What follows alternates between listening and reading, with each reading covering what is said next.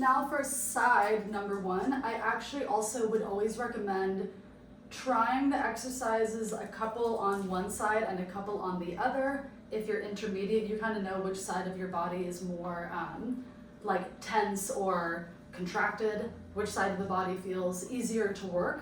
So, because I always suggest, again, doing more on the side that needs it more, and you will feel that as you're doing the exercises.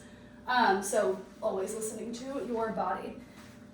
So once you've discovered that, you know which side you want to spend more time on.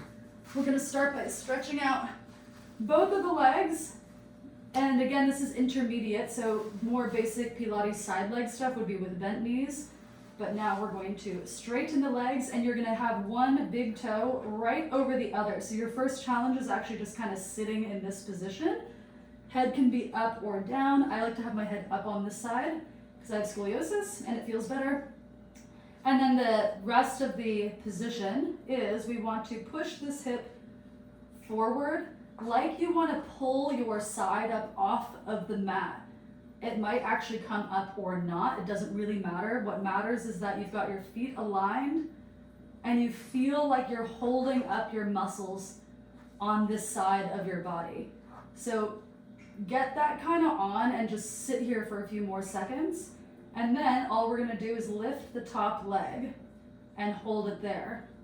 So again, being in an intermediate series, you actually wanna take more time and be more specific about contracting the places that we wanna work. You hold the leg up here.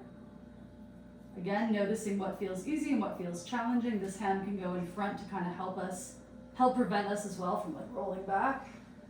And then from here, we're gonna just tap this foot in front and in back.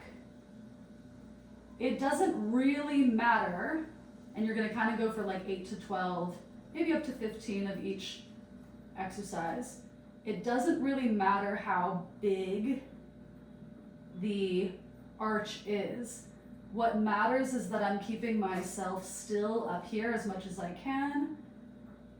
And I'm trying to like lengthen my leg as much as possible so that it should feel like you're working your butt all the way down through your leg and this side here. Again, in Pilates stuff, you want to feel like you're working as many muscles as possible, not like you're dying in one part of your body. So if you need to, again, take a rest and then reset so that you get that full body sensation. Again, about like 8 to 12 of those, pause if you need to. And then from here, we're going to bend this knee. So I've got actually like external rotation here. I'm gonna reach this leg up and come down. This is my more flexible side.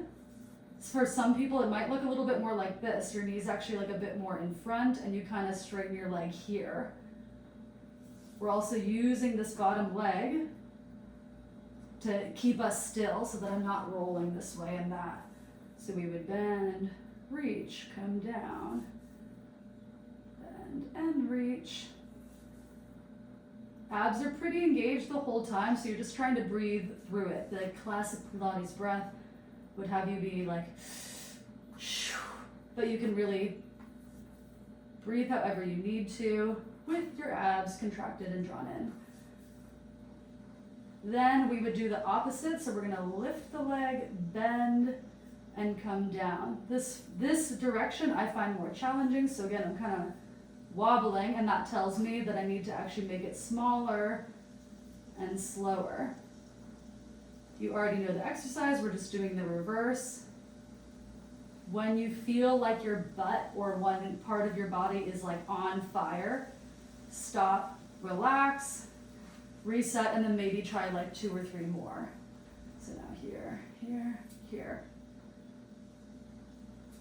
Depending on how you're doing, if you want to do one more full exercise, we'll have a slightly more advanced position.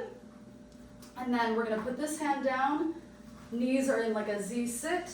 And we're going to do half of the mermaid with the carbosphere. So we're only doing the carbosphere part for those of you who are interested in the Pilates terms. So here you find what's comfortable-ish for your knees. The main important part of this is that my hand is not right next to my body. My shoulder is down away from my ear, and I'm going to press my hips up until I feel like kind of a stretch and just circle this arm and then come down. Press up and circle. You can feel more of a stretch in your hips if your arm is closer to your body. Just make sure that you're not doing this here next to your shoulder. Expand the whole side of your chest here. Circle and then come down. If it feels good, you can also change direction of the circle and do both. Trying to not hyperextend my elbow. And then we'll do 8 to 10 on this side.